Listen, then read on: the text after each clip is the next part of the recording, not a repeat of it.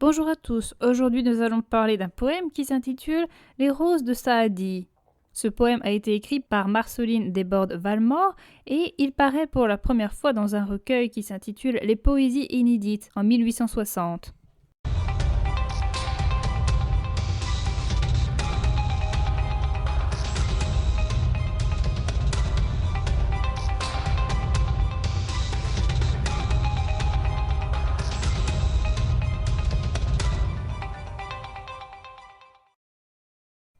J'ai voulu ce matin te rapporter des roses, mais j'en avais tant pris dans mes ceintures closes que les nœuds trop serrés n'ont pu les contenir. Les nœuds ont éclaté, les roses envolées dans le vent, à la mer s'en sont toutes allées. Elles ont suivi l'eau pour ne plus revenir, la vague en a paru rouge et comme enflammée. Ce soir, ma robe encore en est tout embaumée.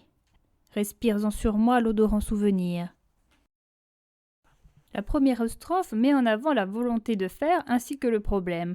La narratrice souhaite apporter un présent à l'être aimé. Cette personne n'est pas avec l'être aimé puisqu'elle doit rapporter ce présent.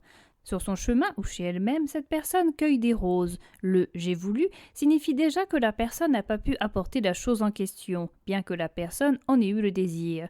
Les deux seconds vers de la première strophe exposent le problème. Elle a cueilli trop de roses et l'excès de ces fleurs a fait que le contenu a excédé le contenant.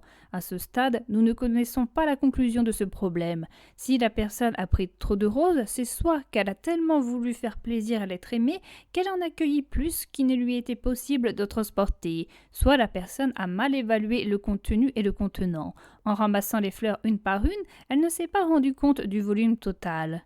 La seconde strophe présente la conclusion du problème. Les nœuds déjà tendus par l'excès des roses ont fini, à cause de la pression, par éclater. Les roses, alors hors de leur lien, n'étaient plus rassemblées.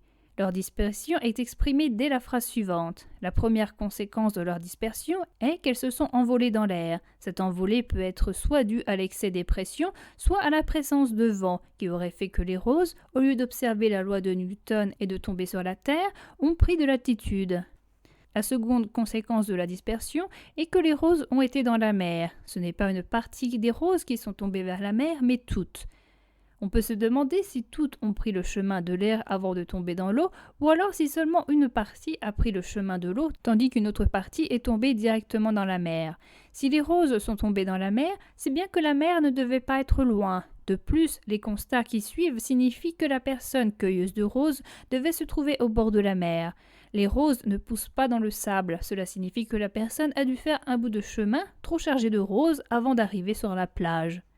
Le troisième vers de la seconde strophe montre que les roses ont décidé quelque chose, ou qu'un élément a décidé pour elles. Elles ont suivi l'eau et elles ne reviennent pas. Le fait qu'elles aient suivi l'eau pourrait faire croire qu'elles ont suivi une rivière, mais alors comment la personne pourrait qualifier la vague dans la strophe suivante ? Elles ont suivi l'eau pour ne plus revenir signifie que les roses ont été transportées par le courant, qui, s'il est dans une rivière, va toujours dans le même sens. Dans ce cas, il est impossible que les roses d'elles-mêmes reviennent vers la personne. La troisième strophe représente les conséquences de la fuite. L'eau, provenant de la vague, a changé de couleur.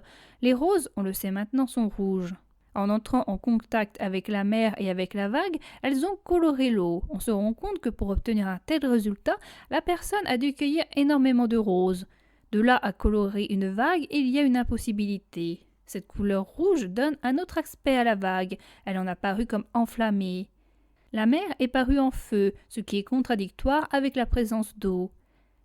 La scène de la cueillette intempestive a eu lieu le matin, et pourtant, bien des heures plus tard, le parfum des roses est encore sur sa robe. Pour que cela soit possible, il aurait fallu qu'elle cueille énormément de roses pour que l'odeur liée aux activités de la journée ne recouvre pas le parfum des roses.